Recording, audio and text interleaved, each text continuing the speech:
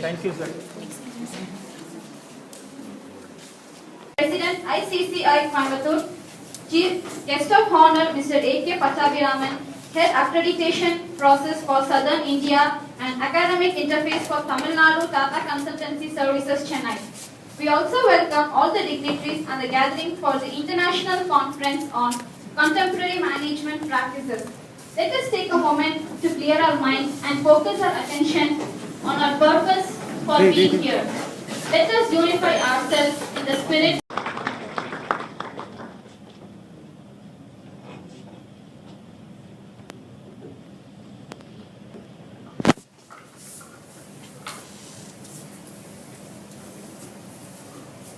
Distinguished President of this today's function, Mr. Nanda Kumar, President ICICI Coimbatore, Distinguished Secretary and Correspondent Dr. V. Kolandeswamy, Professor R.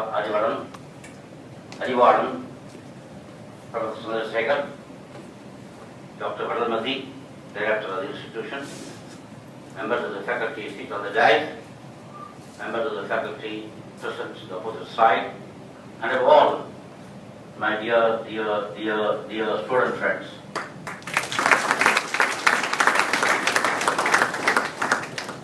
I am indeed delighted to participate in the wonderful meeting being organized by this institution. I am grateful to the leadership team for the gracious invite and for all the facilitation they have done. When Mr. Ramakrishnan came and asked me, I had no idea about the institution, but I made subsequent inquiries from various sources, and I came to know that this institution is making tremendous strides in a very short span of time, making a very determined effort to carve out a niche for itself in the community of educational world. There gave me confidence. Normally I do research before going to the institution. I make a lot of inquiries, and the inquiries give positive results. This particular institution is taking efforts to organize such a meeting so that the ability to learn, the ability to do things on our own takes place in this conference, and it will take you further and further and further. I congratulate all of you for that. Now, the topic chosen is also extremely interesting. What is the topic? Contemporary management practices. Management practices are not static.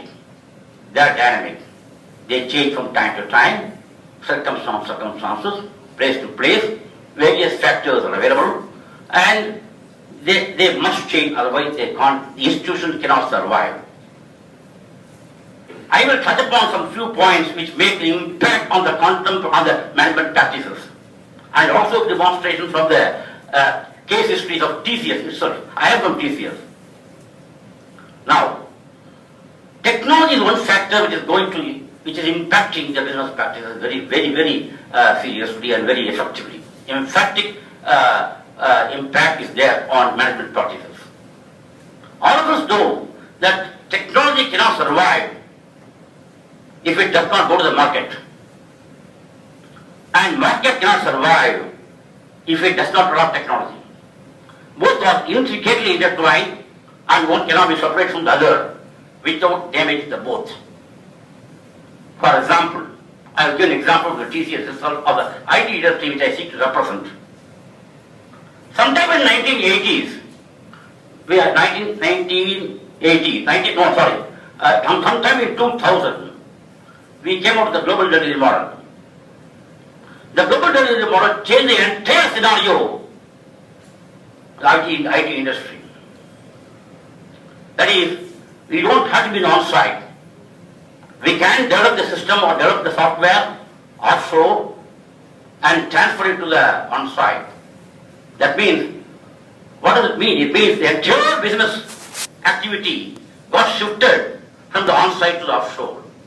Made a tremendous impact on the economy of the developed country, especially India. The entire model of IT practices, and recruited majority of them from India, from the engineering institutions, also science institutions, and management institutions.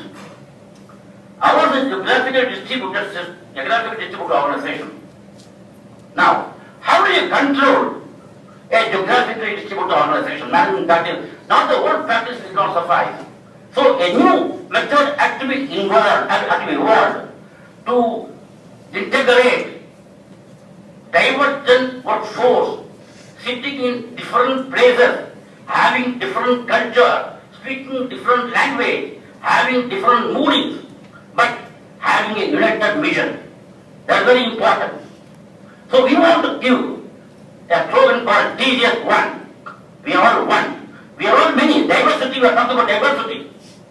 We are talking about diversity. At the same time, we are all talking about oneness. How to do it? This is a question posed to me when I went to a village college, rural college, in Coimbatore, in Kannur district, VSP Engineering College, and if I accreditation, one of a very young girl, a first-time learner, maybe from a Dalit family, because I could break it off from her face. She came and asked me, you say you are present in 145 countries in the world. Tell me, how do you manage? The concept of management was in her mind. I was very struck.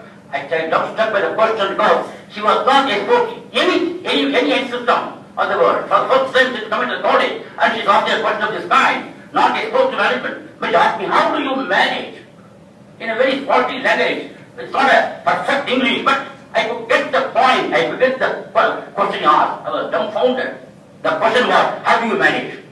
Now I have explained because many things. How do you bring about integration? We have a system called Lotus Note, Ultimatics. We have got two such tools with which we integrate the entire workforce. For example, I was in IIT Madras for a long time.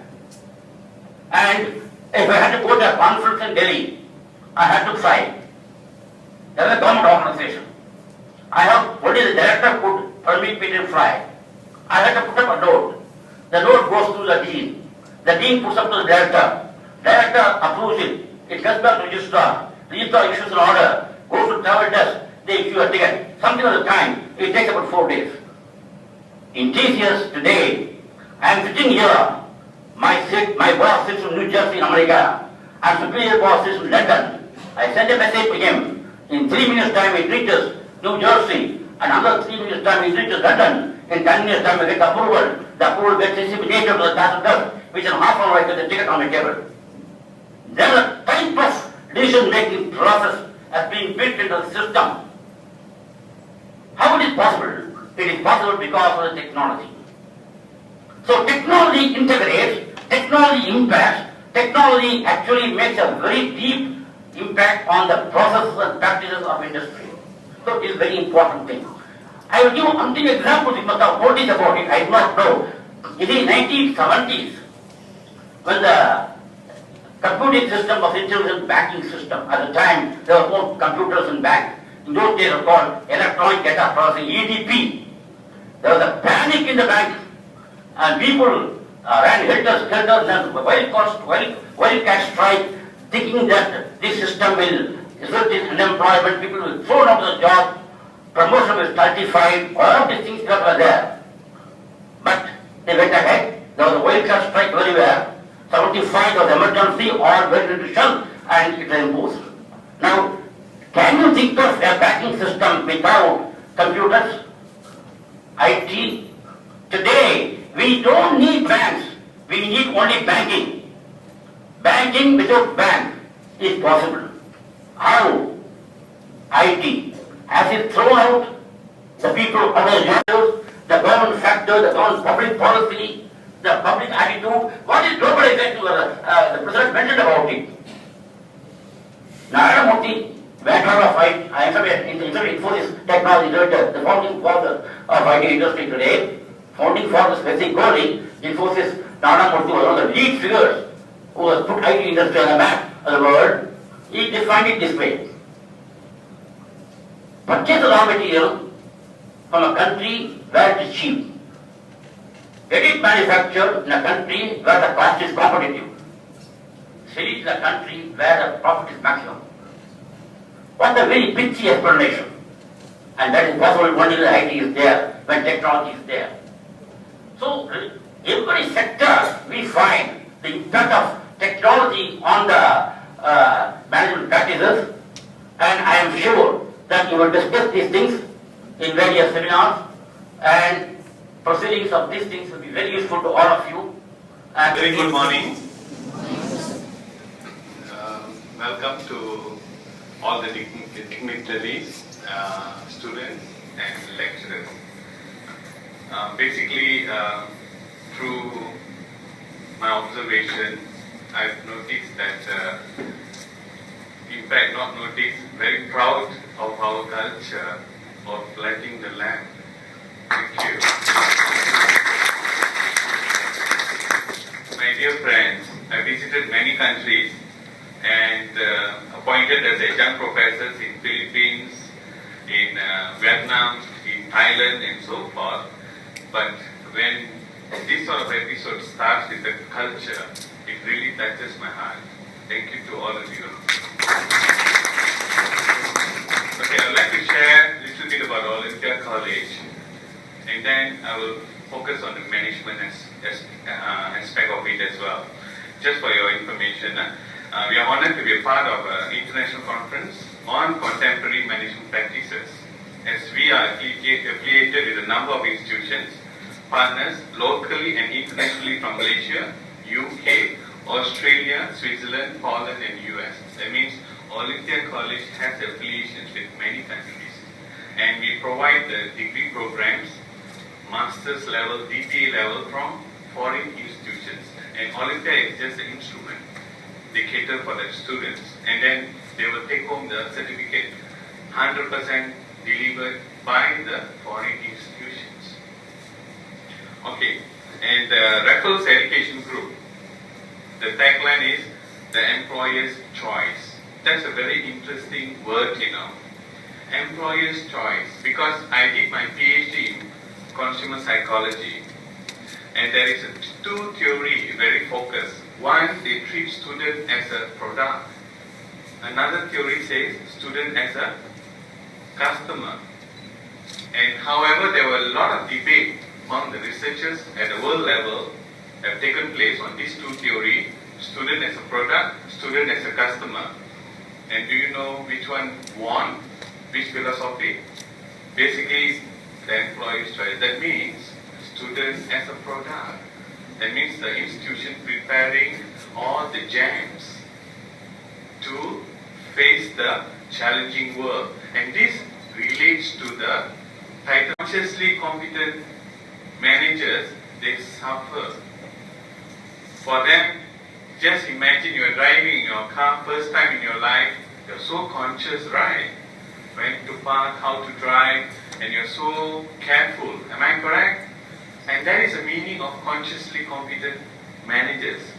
The unconscious competent managers, they're experts, they're professionals, they're self-sufficient, and they don't need any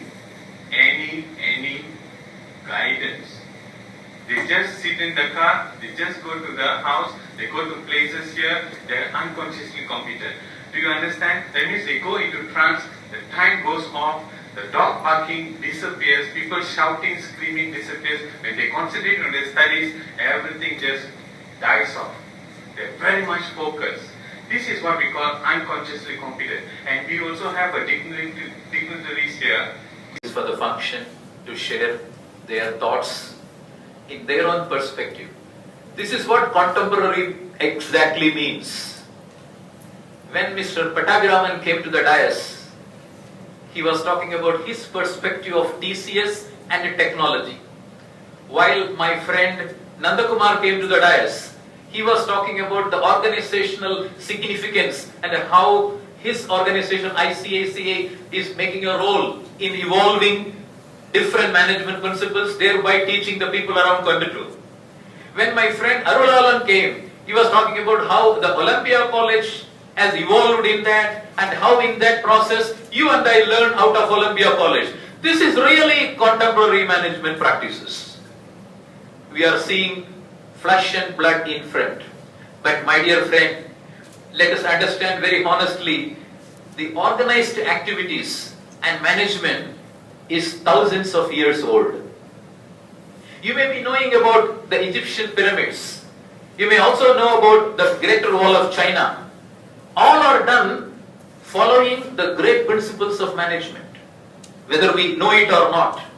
But ultimately, only in 90 in the management science, and how it has evolved. It has evolved from one person or a group of person, and immediately it percolates to the lot of other people. And this is what the contemporary practices mean. And he rightly said, it differs from country to country, place to place. Even in a place, it is different from industry to industry.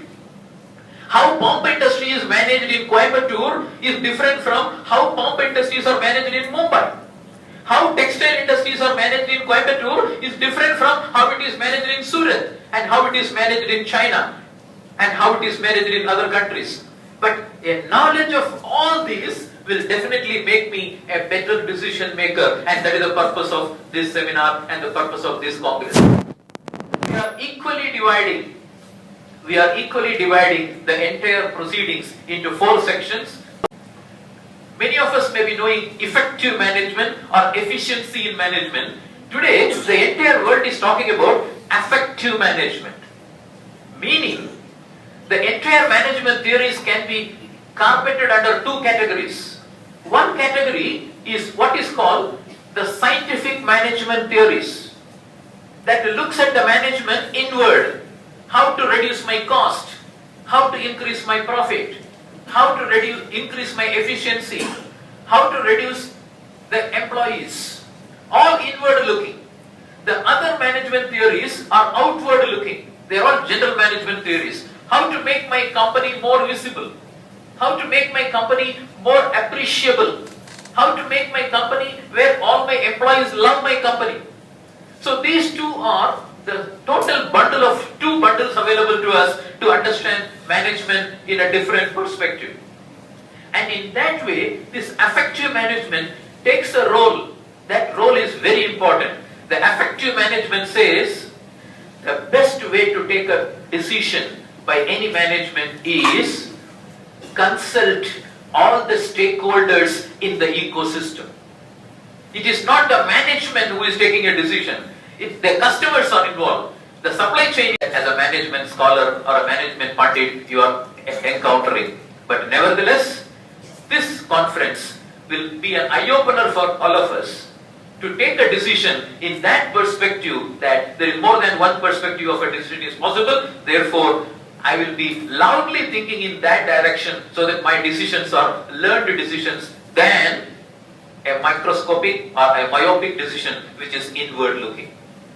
I look forward all the participants, the faculty members, and also the chairman for each session to be very thoughtful in giving their wonderful ideas and get crash and engage the discussion so that every one of you go home with a meaningful thought in your bag that you can use it for taking decision in life, in your career. Thank you very much.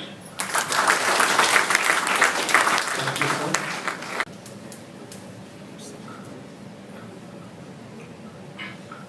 Greetings to respected President, Honorable Chief Guests, distinguished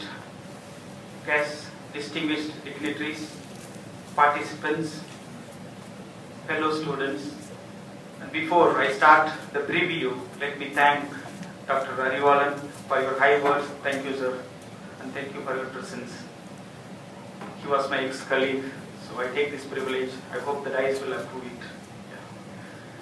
So, this session is to give you an insight about the one-day international conference on contemporary management practices in association with the Indian Chamber of Commerce and Industry, Coimbatore, and Olympia College, Malaysia. We have received a wide range of research and conceptual papers from different sectors, more than 200 authors from different backgrounds representing different parts of the world in this conference. Selected papers have been compiled, and a while ago it was released in the conference proceedings with an ISBN. Olympia College, Malaysia, the renowned institute under the Raffles Education Group, has connected us through their partnering universities such as the University of Derby, United Kingdom, University of East London, United Kingdom, BHMS, Switzerland, and the University of West Scotland, Scotland. This conference has also reached various reputed international universities, other universities and colleges from Philippines, Malaysia, Europe, and the United States of America. Indeed, it is also a true national event. We have received papers from different regions of India. The technical sessions have been grouped into 4 sectors, namely general management, retail sector, manufacturing and MSMEs. Guest and our well-wisher, Mr. D. Nandakumar, President, the Indian Chamber of Commerce and Industry, Coimbatore, who was supported by being the industry partner in the international conference in South India and academic interface for Tamil Nadu Tata Consultant Services, for his benevolence in accepting our invitation and for being with us and inaugurating this international conference on contemporary management practices by taking his time out amidst of his busy schedule. Thank you so much for your thought-provoking and highly informative speech, sir. I would like to thank Dr. Ariwalan, Professor, Olympia College, Malaysia, who has been very supportive in planning and organizing this conference and has provided valuable contribution in making this conference a great success. Thank you, sir.